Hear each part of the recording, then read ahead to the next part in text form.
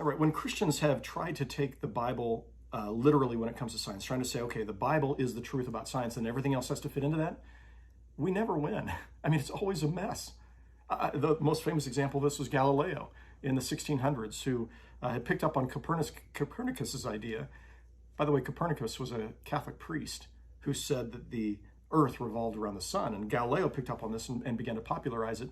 And of course, he was brought up by the church on charges of heresy because it was obvious that the Earth, that the sun revolved around the Earth, and that the Earth was the center of the universe.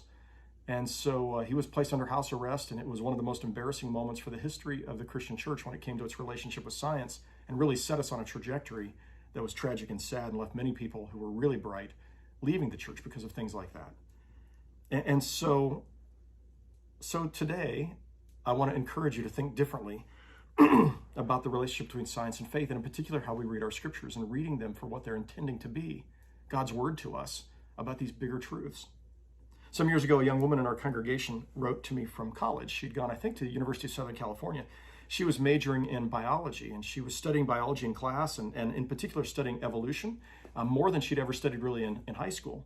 And then she was in a Bible study in her dorm. And in her dorm Bible study, the women said, you can't believe in both evolution and the Bible. You have to pick one or the other. You can't be a Christian, in essence, and believe in evolution. And so she wrote me, and she said, I'm really perplexed because evolution is really important in biology. I mean, so much is built, of modern biology is built upon this idea. And yet, is it true, Pastor Adam? I mean, I don't think that's what you taught me. Is it really true that I have to decide between evolution and the Bible? And of course, my answer was, no, you don't have to make that decision. Those two things are not mutually incompatible. And I said, in fact, I believe in evolution. I think it's an elegant explanation for how things are. I buy it. I think unless there's a better solution, that makes a whole lot of sense to me. And I'm a follower of Jesus Christ.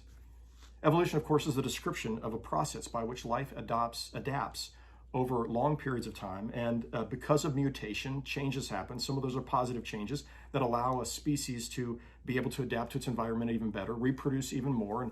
And ultimately, of course, we talk about the survival of the fittest. Those who have the adaptations that allow them to survive and reproduce are the ones who continue to survive. And over time, they continue to adapt. And so we go from very simple life forms to much more complex life forms that have evolved on our planet, adapting to their environment.